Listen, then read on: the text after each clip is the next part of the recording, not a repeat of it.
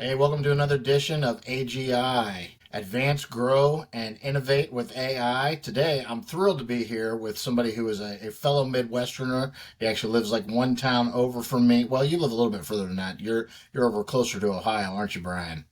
Yes, sir.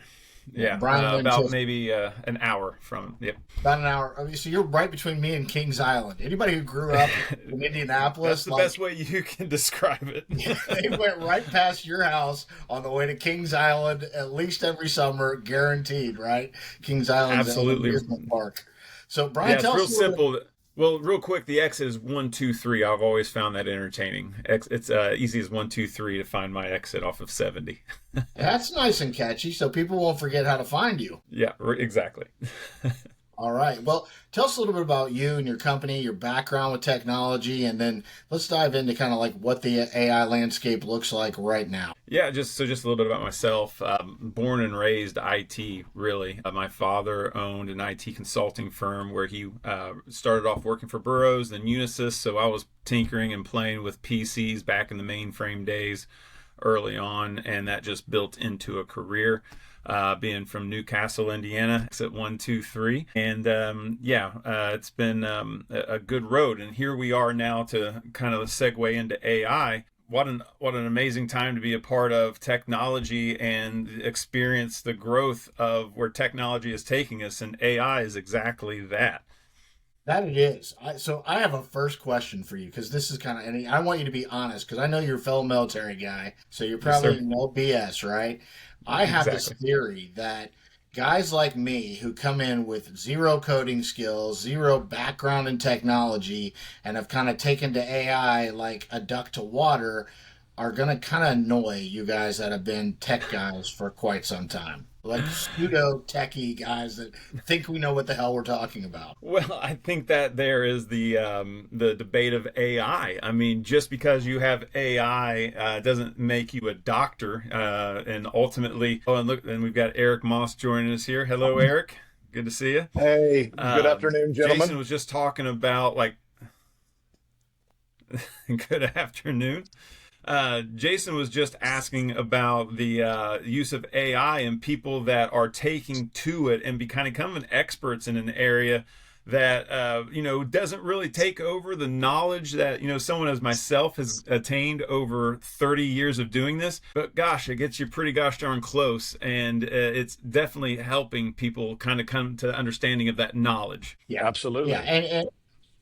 And you guys are nice guys, but I know there's software engineers out there and like techie guys who see a guy like me come on and start talking about using AI, and they're like, this guy couldn't code in C++ to save his life. Like, who the hell does he think he is? Well, it's leveling the playing field, that's for sure. And let's be honest, there's a lot of creative people out there that could solve some problems in some areas that they never had access to before. So yeah, just because you didn't program your entire life doesn't mean you can't be creative. But I also believe it's not going to 100% percent replace the person that's studying in the field that they're studying in. We just had this conversation yesterday with a business. Just because you use AI doesn't mean that you're automatically certified to do a job. But again, the point being, it gets you pretty close because AI is there to walk you along that path. That is an awesome point. I hope we get a good clip out of that because that's great advice. I want to take a step back for 1 second and just let Eric introduce himself. I met Eric first through the Indiana AI Innovation Network that TechPoint has put together. Eric, do you want to introduce yourself and kind of how you met Brian and where you fit into the equation with your company? Sure. Well, first of all, I had to put my hat on so I could look like Brian because we're a cohesive team here. Reach Networks, let's go. That's all right. It actually opens Brian and I up to another conversation that drives me nuts, right? So if ChatGPT releases O5 this week, there are rumors that we've got recursive self-learning, that we may be looking at what almost anybody would identify as kind of artificial general intelligence in the sense that it may be as smart as most people at most things, if not smarter than them, right? Yet we can't figure out how to get good Wi-Fi from an expensive country club. And when I talk to my telephone and use talk to text, it screws up what I'm saying all the time. Like, What's going on there? Yeah, I love that you brought that up. I actually, one of my first ventures was a wireless internet service provider. I was a WISP, and I was bringing in internet to rural areas out of Henry County. And it still amazes me to this day that we have that big of an issue of getting service. And it's so, I mean, it's a double-edged sword. You need it, you have to have it, but also, hey, you need to do something to pay for it because Right. if you do get it, it's pretty gosh darn expensive. That was a part of my life that I wish I could get back and redo how I was building that network. But it was, if man, you don't know how upset you can get somebody until you take their internet away from them. Oh, I have a teenager. I do know. I know Yeah, that. yep, that's Turn off exactly the right. TikTok and watch the tantrum. Yes, but Yep. do you? That's funny you say that because I actually I'm being an information security professional. I have actually segregated my network for my kids, my media devices. So when my kids upset me, I go in there and turn off their Wi-Fi, and it upsets them quite fiercely. That is great, man. Because that's I think every parent tries to use technology as a leverage, but what other device do they have under their pillow or whatever? Right? You shut down their Wi-Fi and they're cut off. I Yep. love it. I love it. Hoorah! Well, yeah, Do you and that'll think actually lead satellite? into. Oh, Sorry, go do you ahead. think satellite delivered like Elon's working on a big satellite delivery model for Wi-Fi, right? And internet service. Do you think that the satellite is kind of the way going forward and that's how we'll get our connections? You know that's up for debate. I'm not an absolute, right? I mean, I'm the same way on electric vehicles and ICE, internal combustion engines, gasoline. It's application. If you can get fast local landline service, I mean, that's just the best way to go. But for those that can't get anything else, I do believe that satellite is going to be the next thing. And to my point of earlier, I was climbing as many radio towers, water towers as possible in the surrounding counties when I built my WISP, and that was difficult even then. So the amount of people that you're going to saturate with wireless and satellite, it can't be absolute. So that's going to be my point. Is I think it's going to be an awesome addition. I love the idea of it, especially as I felt like I was an RVer. I used to travel around the country in my RV. It would have been great to have Starlink back when I was doing that. But I think going forward, it's not going to be one or the other. It's just going to be the best that you can get. And unfortunately, some rural areas, satellite will be the best that you can get. And you'll have to use it, and it'll be awesome. I'm just picturing you climbing those towers back in the day and holding your phone up and going, "Can you hear me now? Can you hear me now?" Right? I mean, that's exactly and somehow you tested it. Like I would climb up on top of a roof to see if I had line of sight to a water tower or a ham radio tower that I was on. And I had the equipment just looking at the back at the lights. I mean, it was not real technical, not real fancy, but it worked. Well, this actually leads us into to a conversation about your company. But let me frame this a little bit as one of the concerns that I have. I would call myself a techno optimist big time. Like I feel like trying to decelerate what we're doing, we've kind of passed the point of that even being feasible. So I'm somewhat hopeful that it'll all work out well. But my concern is not that the rise of the machine will happen and we'll all be screwed. My concern is a handful of companies are going to own all the data and all the data is going to flow through them, and it's going to make them more powerful than what nation states are today. I can see Elon shooting for that. I definitely see Nvidia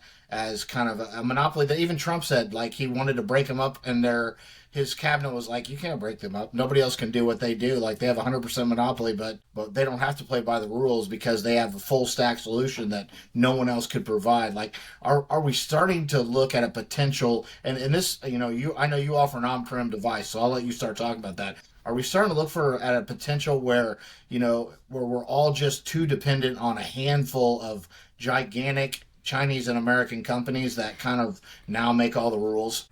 I mean, I think that's a great question. And, what does the future hold for the technology and the way we're going? And I kind of believe it can go that direction, but I also believe that, to the point of open source being available, the new tools that are coming out, micro soldering, I think the skills are going to change a little bit to where maybe people can start building their own devices for repairs and replicators depending. And I just said replicators. I'm talking about the future and the things that we're going to have developed. I mean, 3D printers are going to be able to print a board that you need to replace a part that failed. So yeah, there's going to be companies that provide these things, but I also think the knowledge and the ability for just every individual to have use of technology, have use of something made easily from science, from technology. Again, 3D printers, I'm heavy on that. Micro soldering, I'm heavy on that. I think with the use of AI, it's going to give people the ability to create some of their own devices in the future, and it's not far away. So will a company hold a monopoly on that? Well, now you'll start to talk about, okay, well, what happens when we start colonizing different planets, right? I mean, if I'm going to get way out there, depending on the future, well, there's going to have to be a way to be able to produce your own equipment, your own fixes. So that's going to take a company out of the equation in some sense, because now you're just going to be able to build the parts that you need. So for in the close future, potentially, but I think the evolution of mankind, the evolution of technology is going to take us to new frontiers that we never thought of. And we're going to have to think outside of the box for how technology is now going to be available to every person, even as we just got done talking about how hard it is to get internet. No, that's awesome. And I know ChatGPT or OpenAI just dropped a billion parameter and 100 billion parameter open source model yesterday, Oh, wow. right?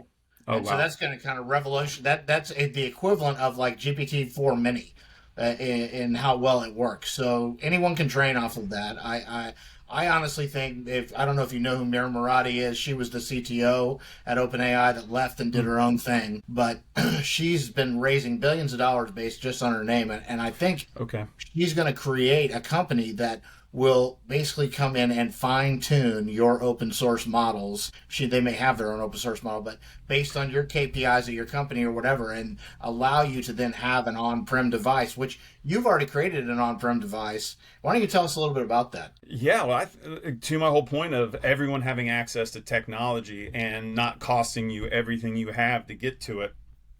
I'm a big open source guy. I've been using open source my entire life. Building different servers and different infrastructures from that.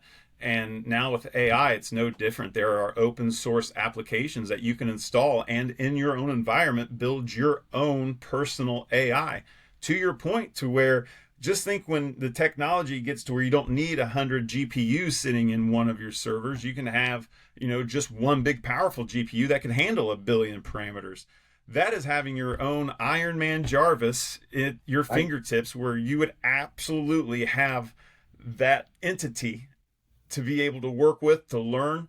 And you and I have talked about that. What's the difference between a billion parameter and a 2 billion parameter? One is a local library. The other is the library of everything and every bit of knowledge that you could access. I mean, that sounds amazing to think about in my mind.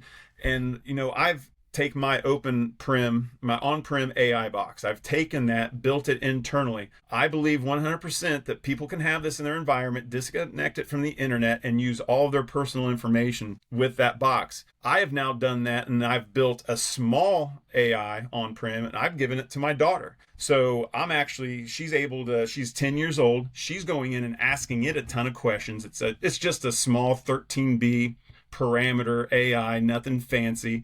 I feel pretty safe about it, and I'm able to go in now and monitor what she's asking AI, which allows me the ability to connect with her maybe a little bit more, because I'm not trying to tell her I'm infringing on her privacy, but yet she is my 10-year-old daughter. But I'm able to go in there and see what she's asking, what she's talking about, and then I can turn around and give hints about, hey, have you thought about anything in this fashion before? The same thing that she's been talking about.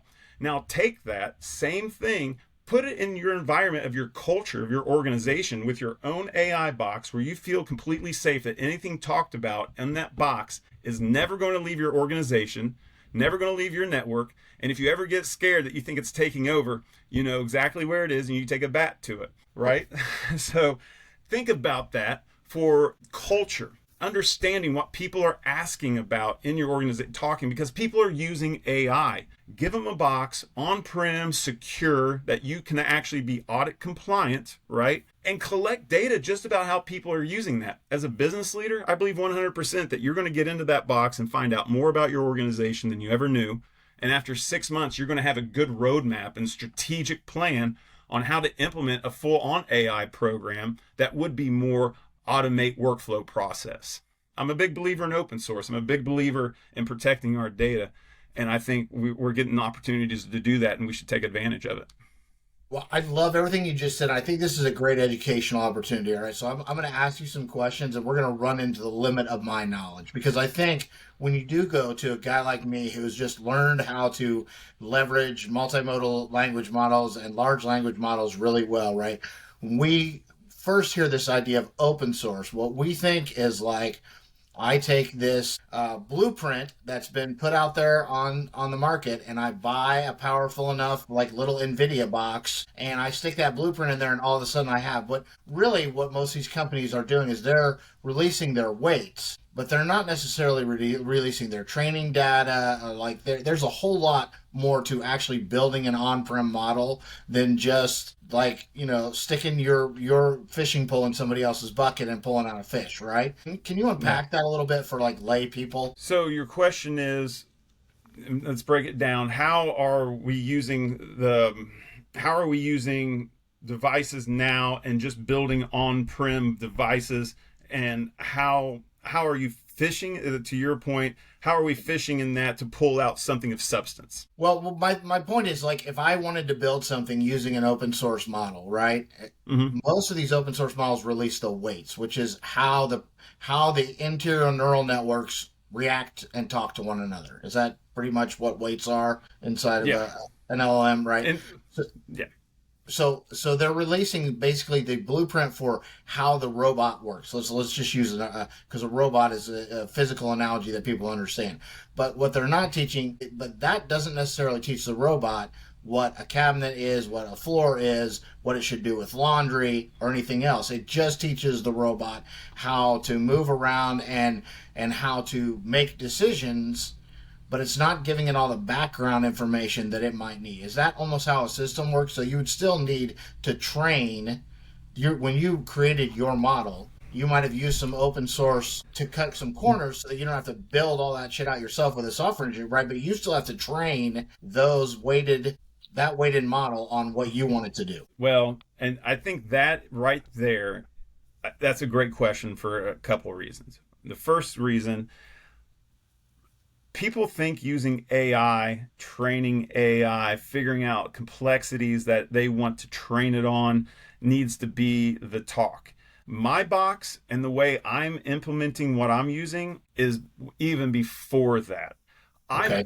I'm not training it on anything. I'm downloading and giving organizations even low Bs. Like, right? I'm not giving them 100 Bs. I'm not giving them even 50, because I believe that organizations shouldn't have to, for what it is right now, have to put so much complexity into it and brain matter just yet, because I don't think they know exactly where they want to train it, what exactly to train the robot to do.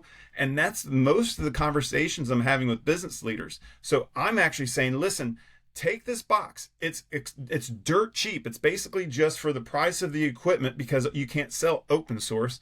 But here is a chat GPT that you can put in your organization and just let people use it with their data for writing their reports, analyzing their reports. Therefore, the AI is only analyzing the data you give it. And that's why the low Bs are so important to me. One, it minimizes the cost of the hardware that you have to run that many parameters. And two, you are the one, the organization, bringing the data to it. So when I put it into an organization, I want it to analyze some files or create some reports. I actually click on upload. I upload the however many reports I want to upload to it, and then chat with those documents through my LLM. So it never gets trained. It's never complexity. It's just the idea of introducing this box into an organization very inexpensively and with data security, and therefore organizations, and I like to say, they can chat with their documents. Does that help a little bit? It is 100%. I love what you're saying. You're basically not bringing it in with all the pre-training garbage, so that you're giving people basically a machine learning tool that can run all their data analytics and everything that is not polluted with any type of outside, almost like when they, the AlphaGo that beat Lisa Dahl. When they trained one of those called Alpha Zero, they didn't give it any human input, and it ended up being like twice as good as all the ones that have watched all the masters, because it's just the machine figuring out based on the rules or based on your company's data, like how to do things. Go ahead. If I can elaborate on that real quick, Yes. People say, well, how do I keep it from accessing things that I don't want to have access to? Well, again, my company, we build information security programs, so it would be tied into a user. So that box would only have access to what that user has access to inherently. Now, if you don't have a good information security program with user reviews and least privileges set in place, well, then that user already has access to things that they shouldn't have access to. So AI isn't your problem at that point. So it's only inherent to what the user is that logged into the system. Because when you put this box in their network, they just pull up the internal address, log into it. It'll be tied into their Active Directory, what have you, and then they'd be able to have access to the data inside. The box is disconnected logically from the internet, meaning it can't get access out, and therefore everyone else can use it internally and have access to their data. So I'm just trying to think through the last 48 hours. I have a big strategy planning session tomorrow with Nate Metz for Phoenix Solutions Groups and Phoenix Paramedic Solutions. And the way I've been working through the four things that we're thinking about doing is I've taken it and I've said, okay, I'm working with ChatGPT with a custom GPT that has like a lot of information about me. And I'm like, let's define what we're trying to do here. And then you tell me what research needs to be done, what research in order to do that. And then here's what I have access to. So this is where I would step aside from your model and get on my PC that's connected to the internet and say, look, I can pay for it and do a really deep research dive with a paid GPT or u.com, or if we just need a surface level, I can use free Gemini 2.5, or if you really want me to spend $4 or $5, I can go into Mind Studio, and their deep research tool like really knocks it out, but it costs me a few bucks for the token usage. And so then I collect all that, download it to PDFs, and then put it back in to ChatGPT and say, okay, now help me plan based on it. So it wouldn't really be any different. It's just that whole conversation would be 100% secure on your computer, rather than me wondering if the New York Times suing ChatGPT is going to mean that they're holding on to my data for the next 30 years and may release it. That's 100%. And again, as I said earlier in this conversation, I'm not absolute whether it's wireless, satellite, or landlines. And I'm not absolute on ChatGPT, on-prem AI. It's to fit your need. Right. I just personally believe most small to medium-sized businesses especially have no idea where to go with AI, and they have a whole lot of other problems that they need to fix. I believe 100% that AI can help culture. And think about that for a second. You put this box in your environment for next to nothing, and then people are able to use AI to actually help communicate with each other and get actual communication enhanced. I believe technology should enhance the human connection, and I believe it hasn't for so many years, decades, and became a silo. But I do believe now with AI and the ease of it and the simplicity of putting an on-prem box that's next to nothing with AI, you can build up your culture first and foremost. And then as a business leader, as I said earlier, can go in after 6 months and you can see everything that the AI has been asked by every employee and get a good idea and ask the AI itself, say, hey, what do we need to work on? Where are my struggle areas? What data can I pull from my culture? I think AI culture and AI, I'm not sure what to call it, AI culture should be an enhancement piece, especially with this. And you're right, you can go and pay for, a plethora number of AI models, and they are way awesome at what they're doing. Actually, a conversation I just had with a gentleman yesterday was he was trying to do statistical analytics with a chat GPT. He said it came back with a whole bunch of garbage. And of course it would. It wasn't a statistical mathematical model, right? Now you can go and pay for all of those and then you get better information back. But that's when we start talking about complexity. What are you trying to replace? What are you trying to do? Well, I believe, and I'll say it again, that for the standard user, the standard business leader, small to medium-sized business, maybe even some enterprise, they just need to know where to start. You can throw this box in, get a good idea of how your organization is using it, to your point, feel secure about it, and then get really good data to build out an actual strategic roadmap of what processes and workflows that you would replace. And it would come from your own organization. And I think that's powerful, just that alone.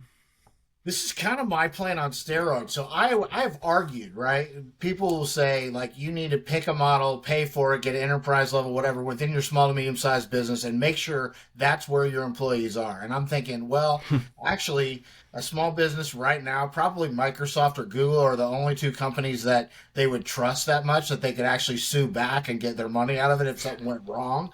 And Google, most people don't have enterprise Google. So you're really down to Microsoft. And Copilot is kind of a shit model right now. But what if you just had an internal policy where anything that includes IP or client information or any of that has to be done in the Microsoft environment, but you're free to use other tools outside of there within these parameters. I mean, if you replace that Microsoft Copilot with an on-prem device, now people would not even need to go to those other ones very much because they actually have a decent AI tool. And I love that. You're absolutely right. And as an auditor myself and building programs, we would have it, and that's part of the on-prem product we offer, that we would actually come in and do all the logistical and technical controls, but then we would also have administrative controls. To your point, hey, yeah, here's your AI policy that says, guess what? You can use all the sensitive data you want, but you're only approved to use this one AI tool within the organization.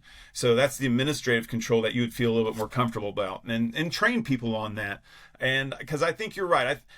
Here's how I use AI. Right? I have something that I want to work on for my business. So I go out to my paid AI model. I type in the generalities of what I'm trying to do. I don't put names or I don't put information.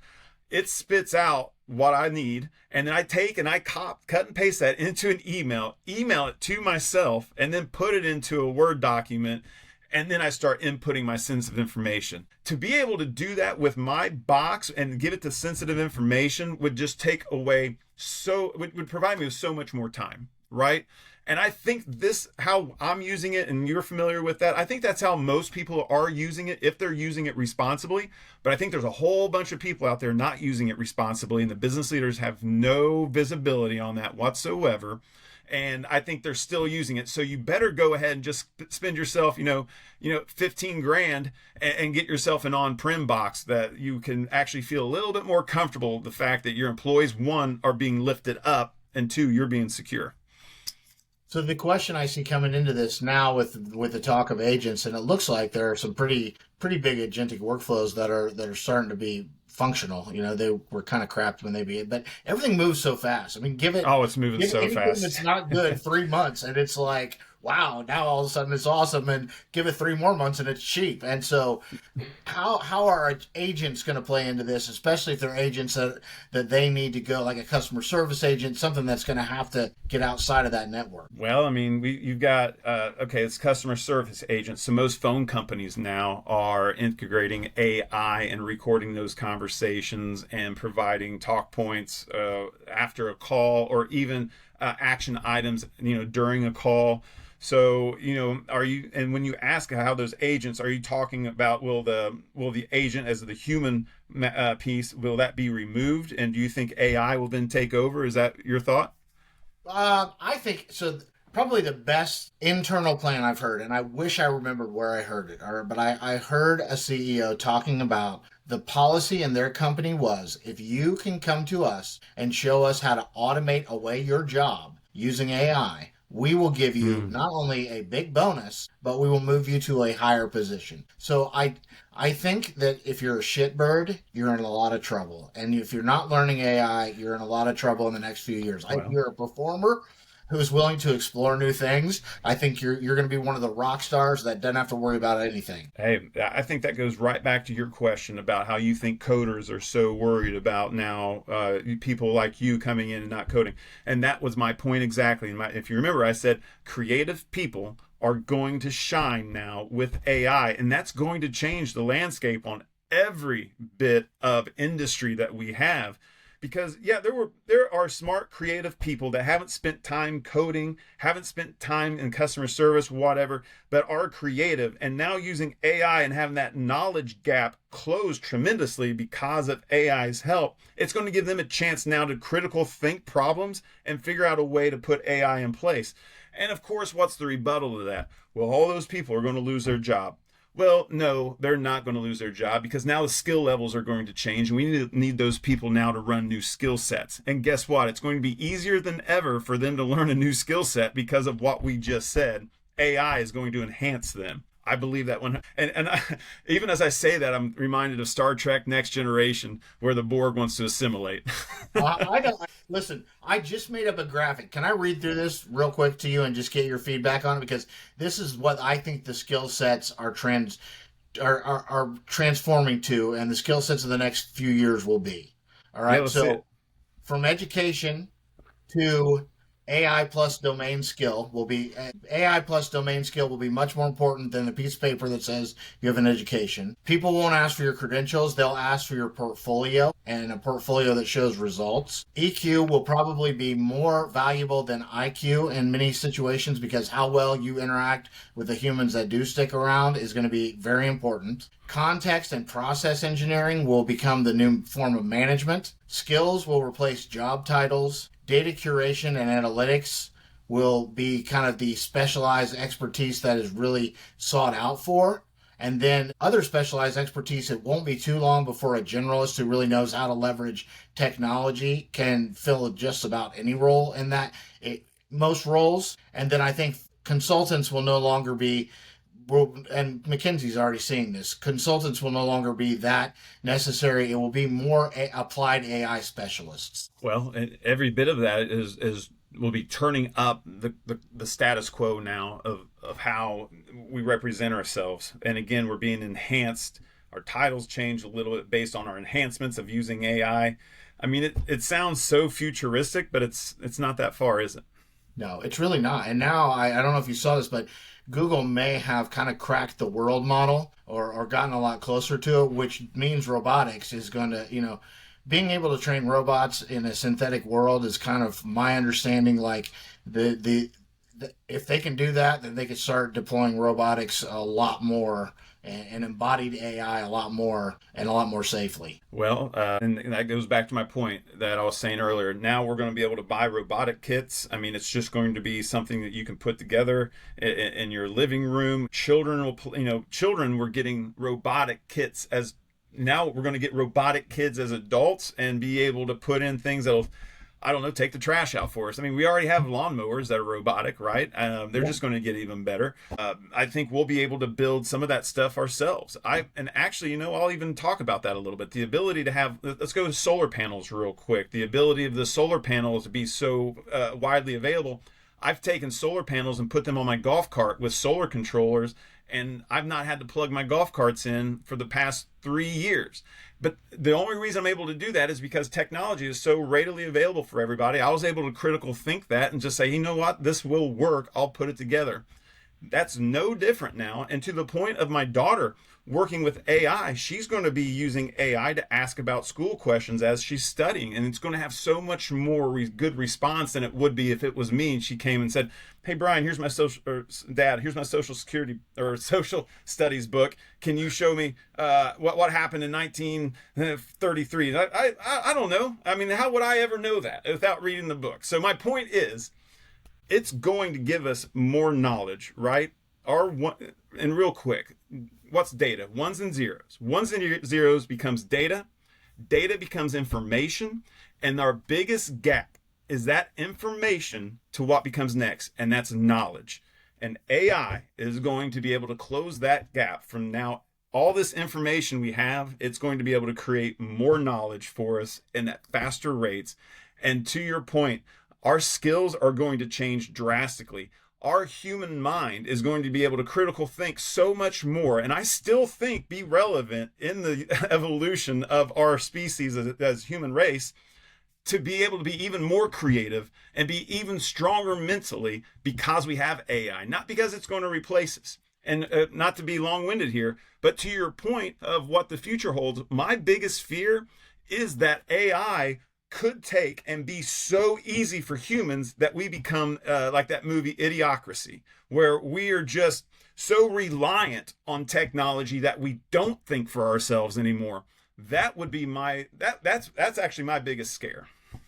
I like that, and so I want to close, but I have a couple questions for that made me think of. So I won't say where, but you and I visited a data center, and the data center and the building behind it were completely surrounded by solar panels. And my question at the data center was, how much of the energy collected by those solar panels, how much does it offset the energy that you need to use in this data center? And they said none, because the way our systems are set up, and this is the big companies, right? They have to sell it to IPL first and then buy it back from IPL. One of my biggest fears is this technology is going to completely uproot a lot of systems. Like that kind of thing is not going to hold for a long time, right? Like, I don't know. Well, It's going to be a disruption.